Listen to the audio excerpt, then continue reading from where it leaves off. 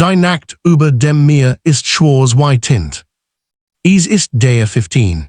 November 1942, Kurs nach 1:00 Uhr morgens, irgendwo zwischen den Inseln der Ironbottom Sound Region. Die Luft ist feucht, der leicht Schwell trägt den Geruch von Rauch und brennendem Öl über das Wasser, reste der Kampf, die in dieser Watch so viel Schiff gestet haben. Auf der Brücke der USS Washington herrscht Gedämpfslicht. Nur die grünen Radarschirm werfen bewegt Schatten über die Gesichter der Männer. Niemand spricht laut. Jeder Atemzug ist hörbar. Die Hitze der Maskenenrium steigt nach oben, mischt sich mit der kalten Nachtluft. Tief im Schiff stehen die Geschützmannschaften und den riesigen 16 Soldaten bereit. Ihre Hände ruhen auf Metall, das gleich von Jewelt erfüllt sein wird. Die Männer kennen die Lage. Die Washington fährt allein. Ihr Schwesterschiff, USS South Dakota, ist irgendwo in der Dunkelheit verschwunden, beschädigt, blind, empfangslos. Vor ihnen bewegt sich ein japanische Kampfgruppe, geführt von einem Schlachtschiff, das die Amerikaner noch nicht identifiziert haben, doch das Radar erkennt es längst. Ein heller Fleck, stabil, nah genug für eine Entscheidung. Und während die Washington durch das Wasser schneidet, ist jedem an Bord klar. In wenigen Minuten wird dies Nacht über den Pazifik neu definiert werden. Die Stillwirkt wie der letzte Atemzug vor dem Sturm, ein Moment, der direkt in die Geschichte führt, und in den Hintergrund, der erklärt, warum die 7 Minuten überhaupt möglich wären.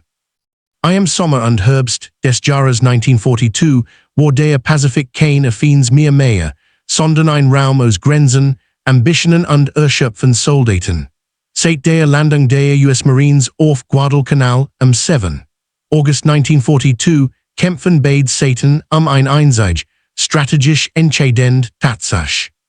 Wer dies Insel hält, kontrolliert die Versorgungslinie nach Australien. Für Japan bedeutet Guadalcanal, den amerikanischen Vormarsch zu stoppen und ein Pufferzone für die eigenen Eroberungen zu sichern. Für die USA war es der erste große Schritt von der Defensive in die Offensive. Und für die Soldaten, die auf dem schmalen Landstreifen namens Henderson Field kämpfen, war es schlicht die Frage, wer Land genug durchhält. Die Japaner hatten einen Vorteil, der in jenen Monaten wie ein Nötiggesetz wirkt. Sie beherrschten den Kampf bei Nacht. Ihre Zerstörer und Cruiser führten die gefährlichen Nachtmissionen der Tokyo Express durch, Schnellfahrten, bei denen sie Truppen, Munition und Vorrat nach Guadalcanal brachten, bevor der Morgengrauen-Angriff der amerikanischen Flugzeuge beginnen konnte. Ihre Offiziere vertrauten optischen Entfernungsmessen, Präzisionscheinwerfern und den Long-Lance-Torpedos, die weiter reichten und härter treffen als alles, was der Westen zu dieser Zeit besaß. Die US Navy dagegen war noch immer von Pearl Harbor gezeichnet. Ein erheblicher Teil ihres Schlachtlinienpotentials war verloren oder beschädigt, erfahren Offiziere waren gefallen, und die jungen Besatzungen lernten unter Führer, was es bedeutet, gegen einen entschlossenen Gegner in den Juessen zu kämpfen. Doch während die amerikanischen Cruiser und Zerstörer im Jahr 1942 häufig unterlegen waren, watch im Hintergrund etwas News heran. Eine Generation moderner Schlachtschiff, ausgerüstet mit Radar. Zu dieser Generation gehört die North Carolina-Klasse, zu der auch die USS Washington zählt. Sie war schnell, gut gepanzert und entscheidend für das, was kommen würde, mit einem der fortschrittlichsten Radar-Fuelleitsystem ihrer Zeit ausgestattet. Während die japanische Marine weiterhin auf menschliche Wahrnehmung setzt, begannen die Amerikaner, sich auf elektronische Präzision zu stützen, die nicht durch Dunkelheit gebrochen wird. Im Herbst 1942 treffen dies Welten aufeinander. Denn je länger der Kampf am Guadalcanal dauert, desto öfter werden die Schlachten in den Juessen zwischen den Inseln ausgetragen. Hier im sogenannten Ironbottom Sound legen bereits die Dutzende Schiff, stumm beweis für das brutale Tempo der Monat. Die US Navy erkannt, dass der Kampf die einzelnen Junen werden konnte, wenn der japanische Nachschub gestoppt wird. Und die Japaner wussten, dass ein letzter, großer Versuch notwendig war, Henderson Field zu neutralisieren und damit das Kräfteverhältnis wieder zu kippen. Als der November begann, bereitet Tokio ein Großoperation vor, die den Verlauf der gesamten Kampagne entscheiden sollte. Und in diesen Vorbereitungen zeichnet sich bereits ab, dass bald ein Gefecht stattfinden wird, in dem Radar, Erfahrung und Mut gegeneinander antreten würden, in einer Nacht, die für beide Seiten zur Prüfung werden sollte. Der November 1942 begann für die japanische Marine mit einem gefühldrängenden Notwendigkeit. 3 Monate lang hatten sie versucht, Guadalcanal zurückzuerobern mit Infanteriestürmen im Dschungel, mit Zerstrelaufen in der Nacht und mit schweren Cruisen, die das amerikanische Flugfeld beschossen. Doch nichts davon hat einen dauerhaften Erfolg gebracht. Die Verlust stiegen. Die Versorgung brach ein. Die Soldaten im Land litten Hunger. Nun sollte ein letzter, koordinierter Schlag geführt werden. Das Ziel war klar. Henderson Field sollte erneut beschossen und damit außer Gefecht gesetzt werden. Für dies Aufgabe stellt Viceadmiral Nobutake Kondo ein stark Kampfgruppe zusammen. Kernstück war ein Schiff, das in japanischen Augen längst ein Symbol für Stolz und Tradition darstellt, das Schlachtschiff Kirishima, ein Veteran der Schlacht von Midway und einer der schnellen Kampfcruiser der alten Kongo-Klasse. Unterstützt wird sie von Cruisen Waiatego und Tako, sowie von mehreren Zerstören.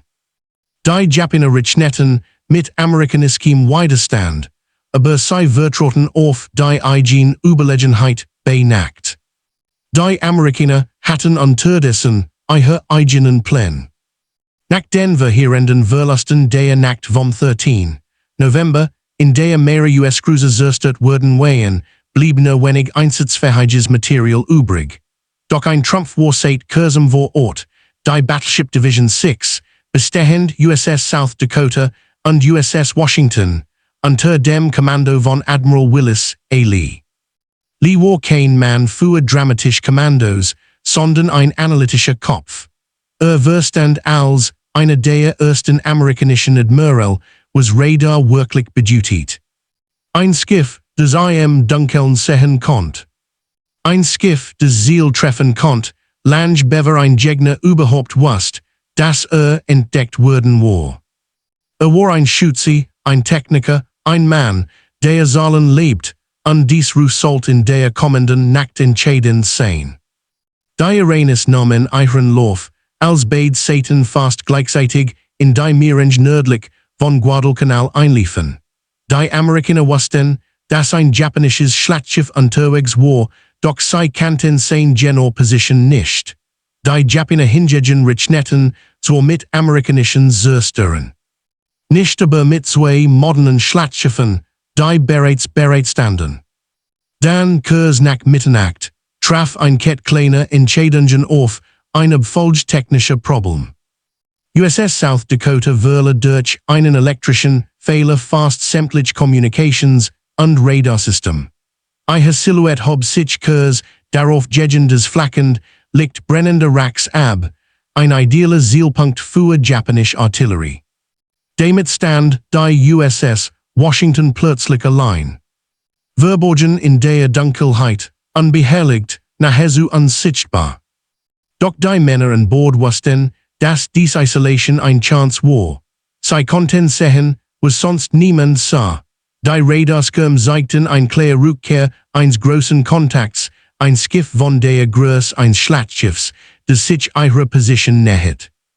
Und als die Washington langsam Kurs setzt, als die Turmkommandanten ihr Ziel erfassten und die Fuelcomputer zu rechnen begannen, formt sich in der Dunkelheit der entscheidende Moment. Der Augenblick, in dem Technik, Training und der Will zum Sieg zusammenflossen. Die sie zusammentreffen führt nun direkt hinein in die verschiedenen Blickwinkel, die erklären, warum sich die kommende Schlacht so entwickelt, wie sie es tat. Der menschliche Faktor, die Männer der Washington. Die Mason Dokument zur Schlachtsprechen über Radar, Fuelleitung und taktische Entscheidungen.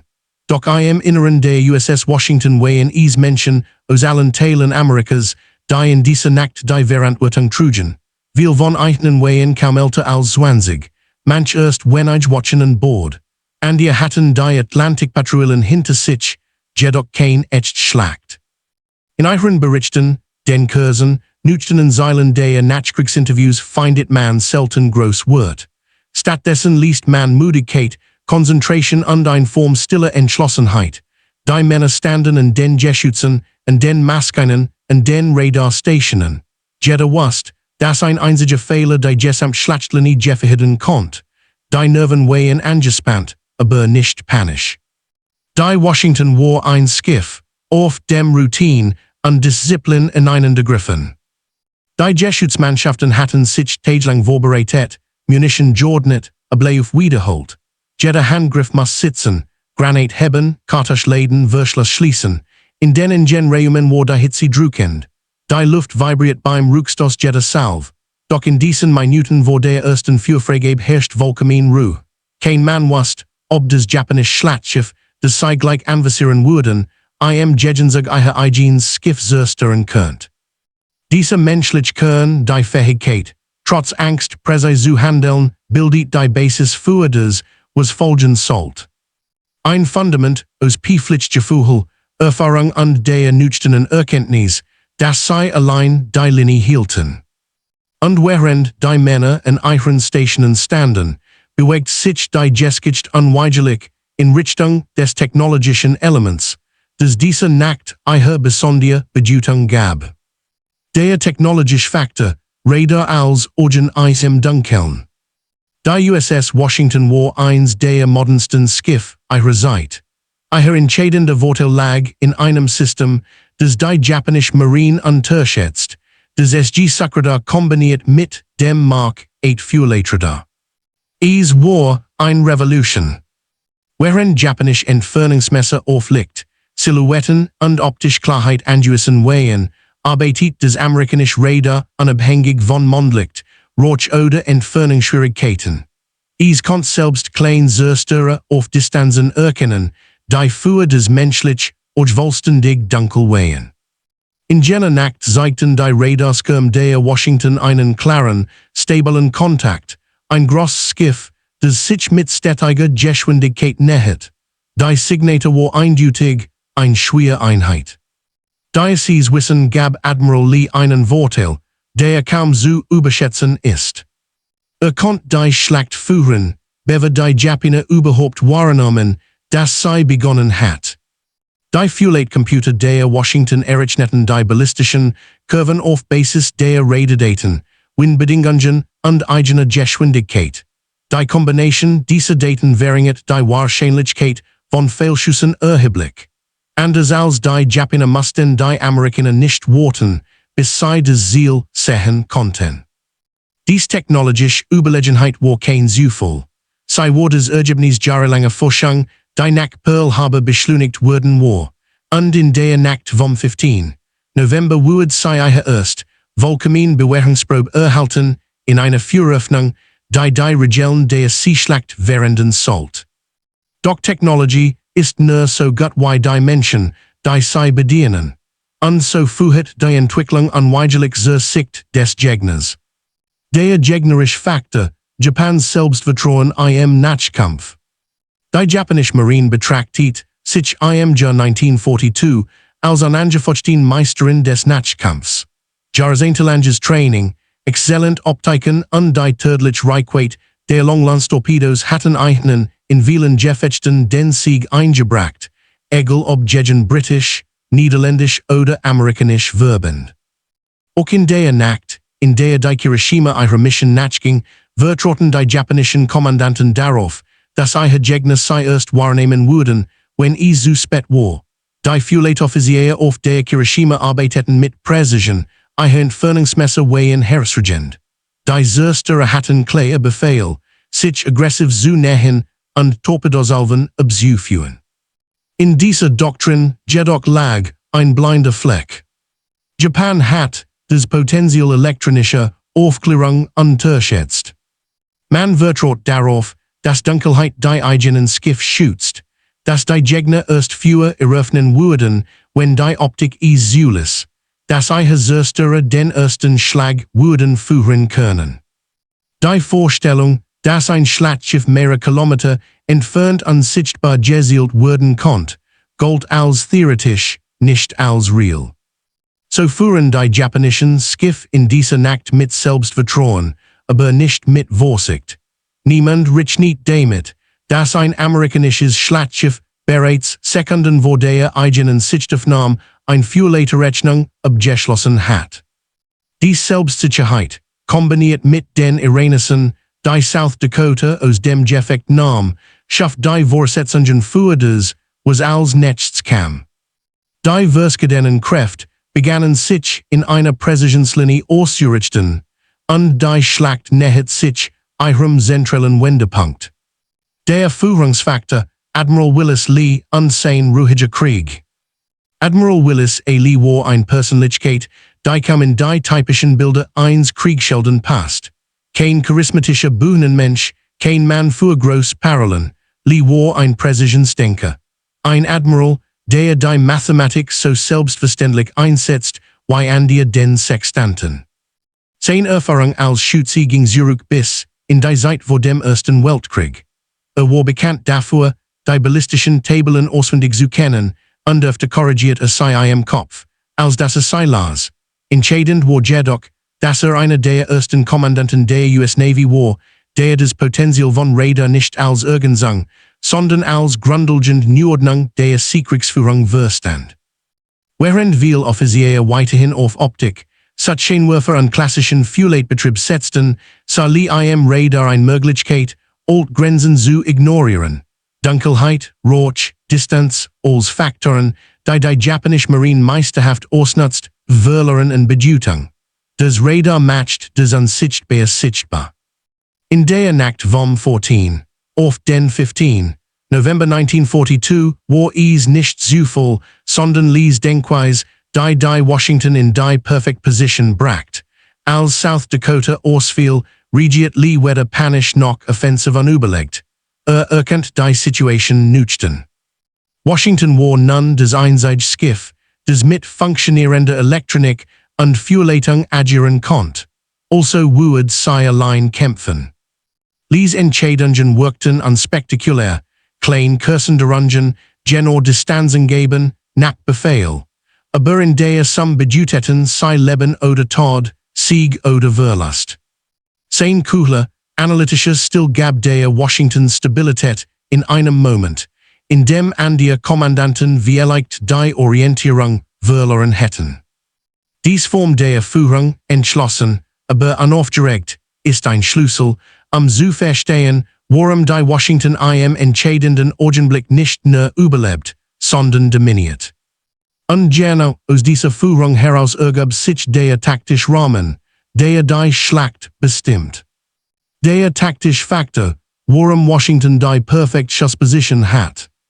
Obwohl beide Schlachtschiffe in Bewegung waren, war die taktische Lage ungewöhnlich klar, zumindest aus Sicht der Amerikaner. Die Washington befand sich südlich der japanischen Linie, leicht versetzt, auf einer Position, die ihre Geschütze optimal ausrichten ließ und zugleich schwer auszumachen war. Als South Dakota aufgrund des Stromausfalls Beleuchtet unsichtbar wird, richtet sich das japanische Führer überwiegend gegen sie. Die Japaner erkannten nicht, dass Washington überhaupt in Schussweite war, geschweige denn, dass sie mit Radar bereits erfasst hat. Lee nutzt diesen Irrtum der Japaner aus. Ordnet leicht Kurskorrekturen die Washington außerhalb der japanischen Scheinwerfer hielten. Gleichzeitig blieb seine genug, ihre schweren Geschütze mit voller Wirkung einsetzen zu können. Die Führleitung begann zu rechnen. Geschwindigkeit des Gegners.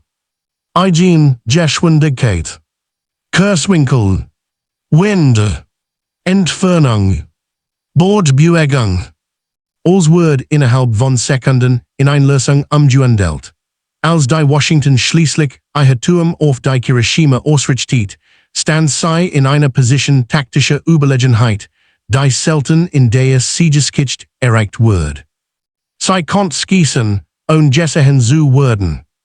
Sei konnt treffen, ohne getroffen zu werden. Sei konnt die Gesamtschlachtlinie der Japaner erschüttern, ohne dass dies begriffen, woher das Führer kam. Dies taktische Stellung bildet das Sprungbrett für die kommenden Minuten, die später in amerikanischen Berichten als eins der präzisesten Schlachtschiffe der Welt beschrieben wurden. Doch hinter der Taktik stand die große Frage, was bedeutet dieser Moment für das gesamtstrategische Bild des Pazifikkrieges? Der moralisch-strategische Faktor, der drohende Wendepunkt des Pazifikkrieges. Für die Japaner war die Mission dieser Nacht mehr als ein weiterer Versuch, Guadalcanal zu versorgen. Es war ein verzweifelter Schlag, der beweisen sollte, dass das Kaiserreich noch immer in der Lage war, Großkampfschiff wirksam einzusetzen. Der Verlust eines Schlachtschiffs wäre nicht nur materiell schwerwiegend, wäre ein Schlag gegen die Moral und gegen die Vorstellung japanischer Überlegenheit. Für die Amerikaner hingegen symbolisiert die Anwesenheit der Washington etwas anderes. Die Ära der modernen US Navy hat begonnen. Ein Schiff, das erst seit wenigen Monaten im Einsatz war, stand nun an einer entscheidenden Stelle eines Kampfs, der den weiteren Verlauf der gesamten Südwestpazifik-Kampagne beeinflussen würde. Wenn Henderson Field nicht zerstört wird, blieb Guadalcanal versorgt. Wenn Guadalcanal versorgt blieb, konnte die japanische Offensive nicht weitermachen. Wenn Japan aufhören musste, Ressourcen in die Insel zu pumpen, begann der Wendepunkt im Pazifik. Dies Kettenreaktion macht die kommende Schlacht bedeutender, als es die reine Tonnage der beteiligten Schiffe vermuten ließ. In wenigen Minuten sollte sich nicht nur entscheiden, welches Schlachtschiff überlebt, sondern ob der Krieg in den Salomonen weiter in ein japanisch oder amerikanisch Richtung laufen würde. Und dies Bedeutung, die es duigt, legt sich über den Moment, in dem die Washington ihre Feuerlösung abschloss und die Geschützoffiziere die letzten Zahlen überprüfen. Ein Atemzug noch. Dann begann der eigentliche Wendepunkt der Nacht. Die Uhr zeigt 17 Uhr. Die See ist schwarz, unruhig, durchzogen von den schwachen Reflexionen weit entfernter Brände. Die USS South Dakota ist nur noch als dunkel Silhouette zu erahnen, ihr elektrisches Herz fast vollständig ausgefallen, ihr System gelähmt, ihr Struktur von japanischem Feuer getroffen. Die USS Washington degen gleitet, unbemerkt weiter nördlich. Kein Suchinwurf tastet sei ab, kein Feind hat ihre Position erkannt. Sei ist ein Schatten in einem Ozean aus Schatten, aber ein Schatten, der sehen kann. Die Besatzung des Mark 8 Feuerleitradars meldet einen deutlichen Kontakt. Ein großes Schiff. Regelmäßig, klar, mit der Signatur eines Schlachtschiffs. Entfernung, rund 9 Meter, knapp unter 58 Seemeilen. Die Zielzuordnung läuft in Sekunden. Die Daten fließen in die analogen Rechner der Feuerleitanlage. Kurs des Gegners, nordwestlich. Geschwindigkeit, etwa 26 Knoten. Eigenbewegung, stabil, minimaler Welleneinfluss. Wind unbedeutend. Admiral Lee wirft einen Blick auf die Wirt. Es ist ein Moment äußerster Konzentration, nicht aufregend, nicht heroisch, sondern technisch präzise. Weiß, dass die Japaner weiterhin auf die South Dakota schießen. Weiß auch, dass jeder weitere Treffer des amerikanischen Schiff in Flammen aufgehen lassen könnt. Doch bleibt vollkommen ruhig. Sein Gesicht zeigt kein Spur von Nervosität, nur die Kugel eines Manns, der die Mathematik des Krieges versteht. Auf der Hiroshima hingegen herrscht eine andere Stimmung. Die Japaner glauben, sie hätten ihren Gegner gestellt. Sie sehen das amerikanische Schlachtschiff, das ihnen seine Silhouette preisgibt. Sie erwarten keinen weiteren Feind, und schon gar keinen, der sie längst erfasst hat. 01, 23 Uhr erhält der Feuilletonoffizier der Washington die Freigabe. Dies ist der Moment, an dem die Dunkelheit aufhört, ein Schatz zu sein. Der Befehl lautet schlicht. Open fire. Die drei Duelteigen Turm der Washington richten sich wohl auf das Ziel. Laffeten Narren, Stahl bewegt sich in kontrollierter Kraft, die Mannschaften halten den Atem, und dann, ein einziger Puls später, bricht die Nacht auf. Ein Blitz. Dann setzt weiter. Die erste Salve der 16 soll geschütze, spaltet die Dunkelheit. Die Druckwelle jagt über das Deck, in den Maskenenräumen erzählten die Skotten, im Turm vibrieren die schweren Hülsen. Die Jeskos verlassen die Rohr mit über 700 Metern pro Sekund, schneiden durch die Luft, unsichtbar für die Japaner, unaufhaltsam. 10 Sekunden später explodiert irgendwo vor der Kirishima ein Wassersäule, hoch wie ein Turm. Die zweite Salve folgt. Dann ein Dritt. Die Feuillegerät korrigieren minimal, und die Treffer beginnen, den japanischen Rumpf zu finden. Die Kirishima spürt erst Schläge, dann Erschütterungen, die durch ihr Decks fahren. Ein Treffer, in der Maskenabteilung. Ein weiterer nahe Turm, Nummer 3. Ein dritter durchschlägt, die Panzerung stürbordsseitig. Der japanische Kommandant ist überrascht, nicht nur von der Duelt, sondern von der Richtung des Feuers. Blickt ins Dunkel. Dort ist nichts. Kein Silhouette. Kein Aufhellung des Horizonts. Nur die Detonationen im eigenen Schiff.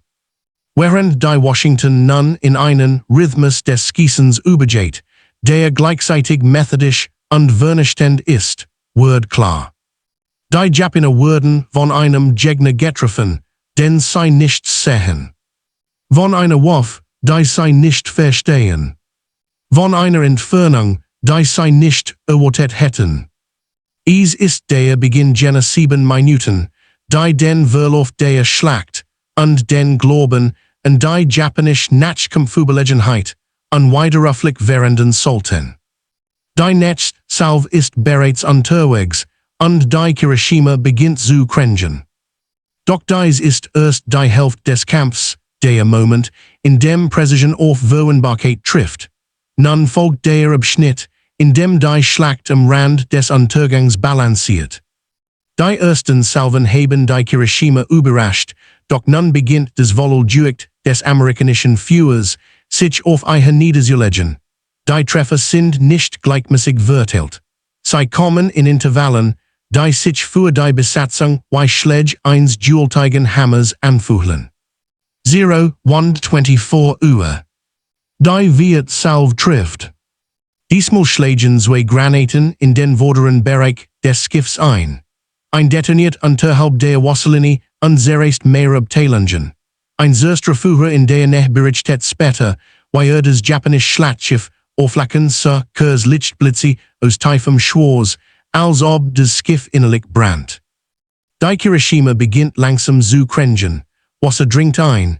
Die Pumpen arbeiten, aber die Schäden liegen verteilt, die Leitungen unterbrochen. Gleichzeitig herrscht Chaos an Deck. Die japanischen Geschützmannschaften versuchen verzweifelt, ein Ziel zu finden. Sie richten ihre Scheinwerfer aus, doch die Strahlen schneiden nur leer Nacht.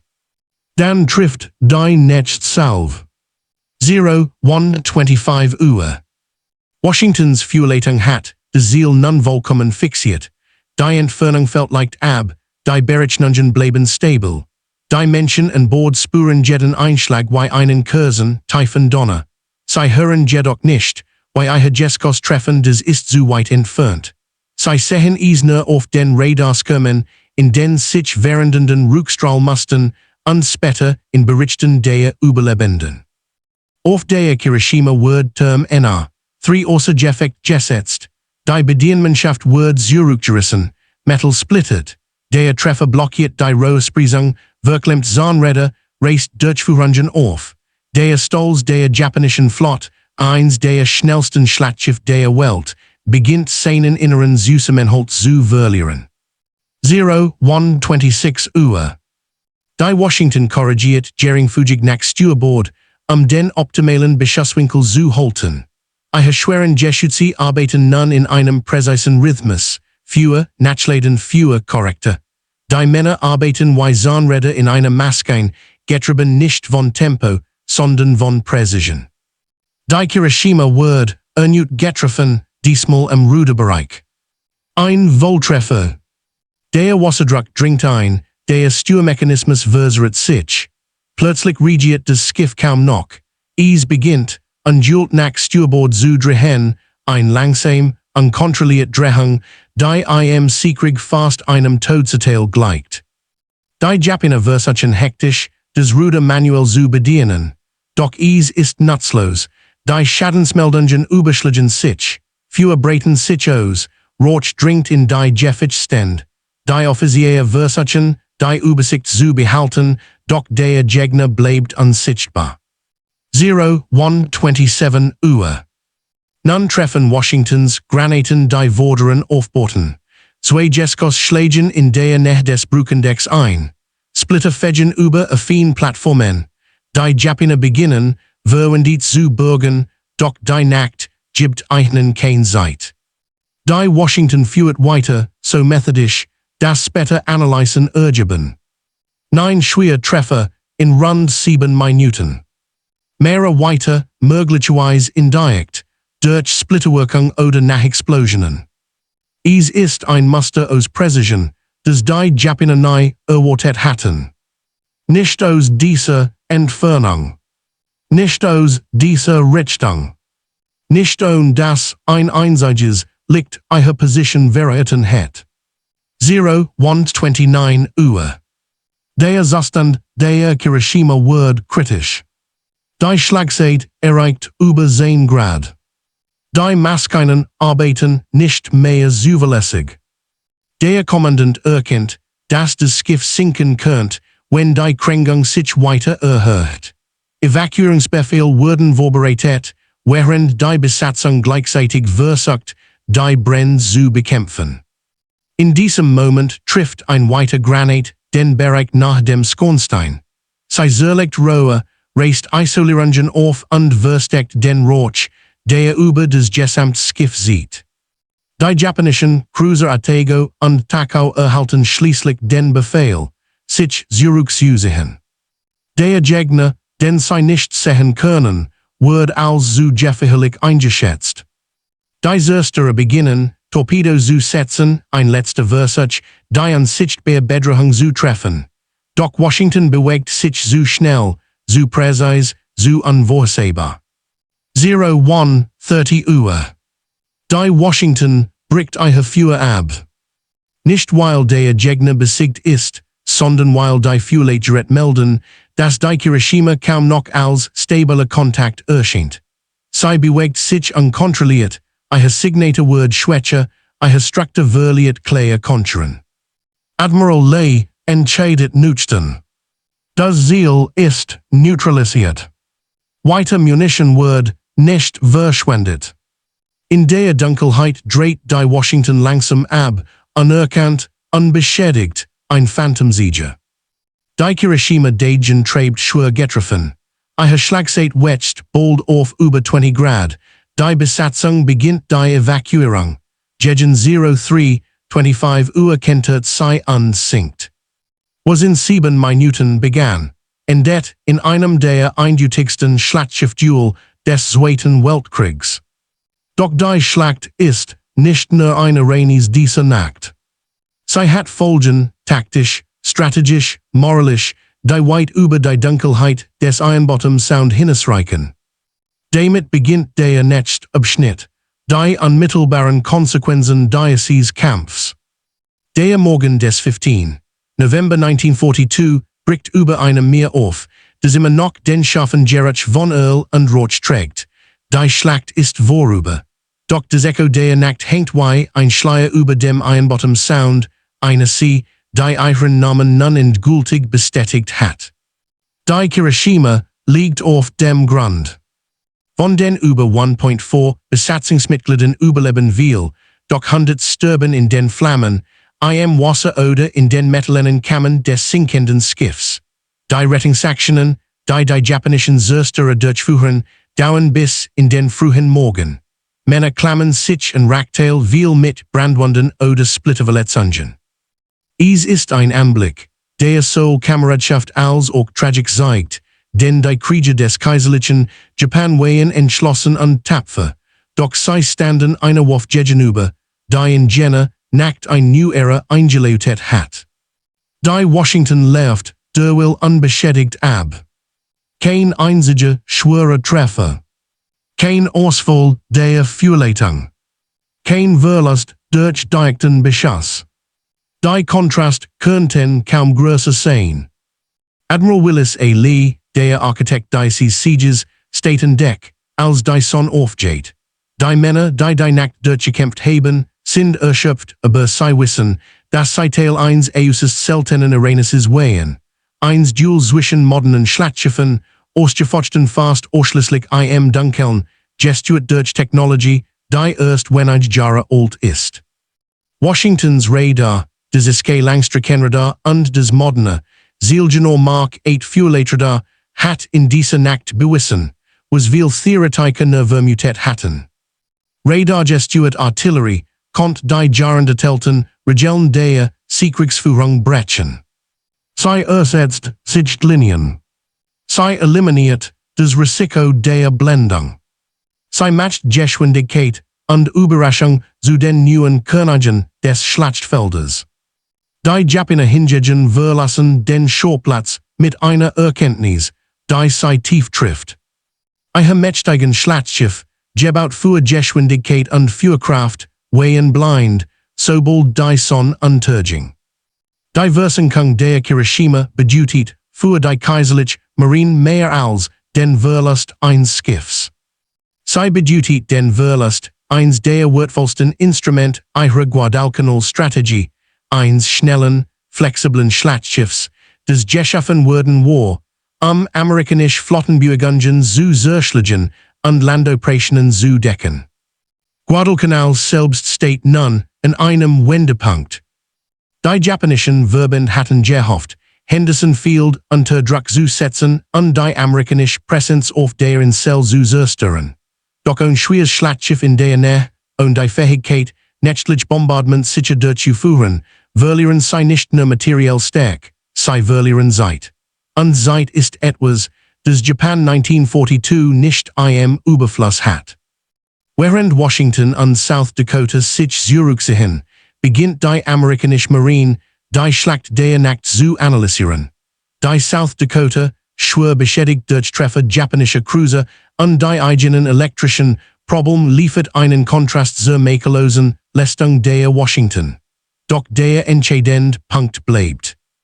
Die Kombination aus Radar, Führungsstärke und taktischer Ruhe hat das Schlachtfeld entschieden. Viele Offiziere erkennen zum ersten Mal klar. Die Zeit der optisch gefährten nächtlichen Angriff geht zu Ende. Die Zukunft gehört jenen, die im Dunkeln sehen können. Die Kirishima war nicht nur ein Opfer amerikanischer Präzision. Sie war ein Opfer des technologischen Gefälls, das sich in wenigen Jahren dramatisch verschoben hat. Und während das Wasser des Ironbottom Sound ruhig wird, bereiten sich beide Seiten auf das War, was als nächstes kommt, nicht nur auf Guadalcanal, sondern im ganzen Pazifik. Denn der Verlust eines Schlachtschiffs ist ein symbolischer Schlag, aber die Auswirkungen reichen weit darüber hinaus. Im nächsten Abschnitt beginnen dies folgende Form anzunehmen, strategisch, militärisch und psychologisch. Die Nachricht vom Untergang der Kirishima breitet sich in Tokio mit einer Mischung aus Unglauben und Bitterkeit aus. Ein schnelles, modernisiertes Schlachtschiff verloren in einem nächtlichen Duell gegen einen Gegner, den man kaum gesehen hat. Für ein Marine, die ihre Identität auf Tradition, Mut und perfektes Schießen in Sichtweite aufgebaut hat, ist es ein Schock, der weit tiefer geht als jeder materiell Verlust. Japanische Analysten beginnen unmittelbar mit der Auswertung der Schlacht. Schnell wird klar, das nicht der Mut der Männer fehlt, nicht die Qualität der Geschütze, nicht die Seemenschaft ihrer Besatzungen. Es war die Informationslige. Oder viel mehr, das Fehlen einer. Die amerikanische Radarüberlegenheit hat die taktische Balance ins Extrem verschoben. Japanisch beobachter berichten später, dass Gefühl während der Schlacht sei Juessen, gegen einen unsichtbaren Feind zu kämpfen, der jede Bewegung vorhersehen können. Dies Wahrnehmung wirkt sich nachhaltig auf die Moral aus nicht nur bei den Besatzungen der Cruiser und Zerstörer, sondern in der gesamten Flotte. Währenddessen sieht die amerikanische Marine ihre eigenen Lehren. Die Washington wird in den folgenden Tagen fast ehrfürchtig behandelt. Offiziere, die an Bord kommen, sprechen leise, betrachten das Schiff wie einen Veteranen, der mehr gesehen hat, als man sehen kann. In Berichten an Admiral Nimitz wird Admiral Lees Leistung hervorgehoben. Sein Ruhe, sein Beharrlichkeit, sein Entscheidung, sich nicht von chaotischen Funksprüchen oder der Lage der South Dakota verwirren zu lassen. Vor allem, aber wird eins deutlich. Ein einzelnes Schlachtschiff, richtig geführt und mit modernem Radar ausgerüstet, konnte ein ganzes nächtliches Einsatzgeschwader dominieren. Dies Erkenntnis verändert die amerikanische Doktrin. Radar wird nicht länger als hilfreich irgendwann betrachtet, es wird sehr gründlich. Die Ausbildungsschiffe der US Navy beginnen nur wenig Wochen später mit neuen Programmen für radargestützte Artillerie, koordiniert nächtlich Flottenbewegungen und Gefechtsübungen im Dunkeln. Auch Zerstörer und Cruiser erhalten verbessert Fuelatradar. Guadalcanal selbst erlebt durch dies Schlacht ein strategisch Versgebung. Die Japaner verlieren ihre Fähigkeit, nächtlich Bombardements auf Henderson Field durchzuführen und dabei ein erhebliches Risiko einzugehen. Dies entlastet die Marines an Land und stärkt die amerikanische Luftüberlegenheit. Im Januar 1943 wird Guadalcanal endgültig gesichert, ein Sieg, der nur durch die Kontrolle der Seewege möglich war. Für Japan hingegen markiert der Verlust der Hiroshima den Beginn einer langen Serie von Rückschlägen. Die alten Schlachtschiffe der Kongo-Klasse, die einst als schnell, wendig Kraftverstärker gedacht waren, wirken plötzlich Realität. Man erkennt, dass sie gegen radarführende Gegner kaum Überlebenschancen haben. Die psychologische Wirkung ist enorm. Offiziere sprechen in internen Kreisen davon, dass der Nebel des Krieges, nun ein amerikanisch Wurf Juden sei, nicht mehr die eigen Stärke. Die nächtliche Überlegenheit Japans, einst fast legendär, beginnt zu bröckeln. Im weiteren Verlauf des Krieges wird die Hiroshima in vielen Berichten erwähnt, nicht nur als verlorenes Schiff, sondern als Wendepunkt. Historiker sehen später in ihrem Untergang ein Symbol für das Ende einer Ära. Die Ablösung des klassischen Schlachtschiffduels durch ein technologisch, klar durch Informationsvorsprung geprägt Form des Seekriegs. Doch jenseits der Zahlen und taktischen Analysen bleibt ein menschliche Dimension. 100 Seeleute starben in dieser Nacht. 100 überlebten, viel mit Traumata, die sie ein Leben lang begleiten würden. Und auf der Washington trugen Männer ein Gefühl in sich, das sich nur schwer beschreiben lässt. Stolz, ja, aber auch die schwer des Sen, was sie getan hatten.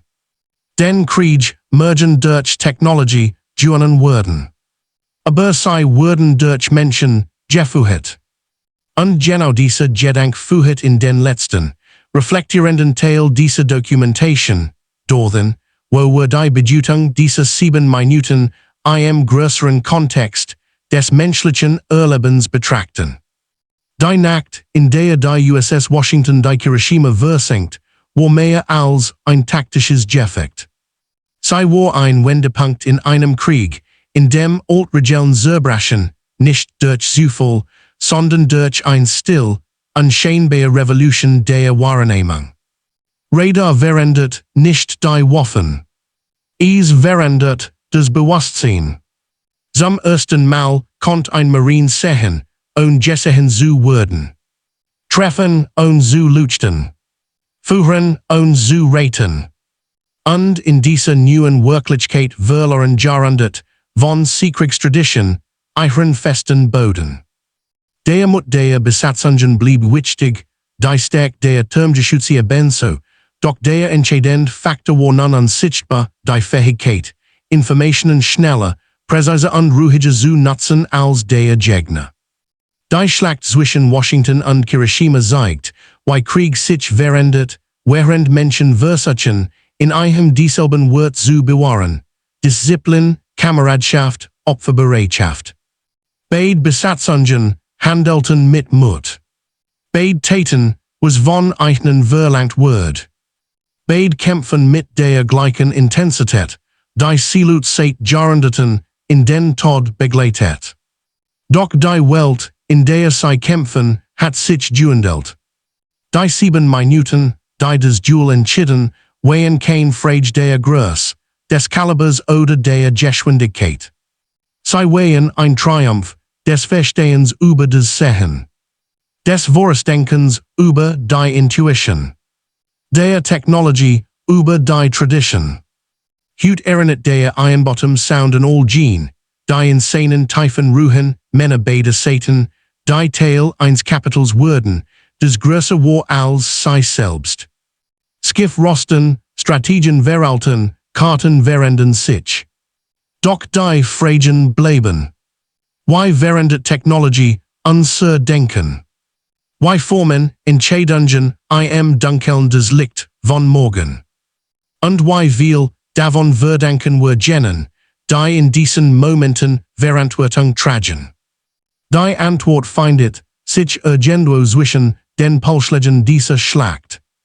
Zwischen dem ersten Radarkontakt und dem letzten Aufglühen eines sinkenden Schlachtschiffs. Eine Erinnerung daran, dass Geschichte nicht nur aus Daten besteht, sondern aus Entscheidungen, aus Folgen und aus Menschen, die im Herzen der Dunkelheit versuchen, ihren Weg zu finden.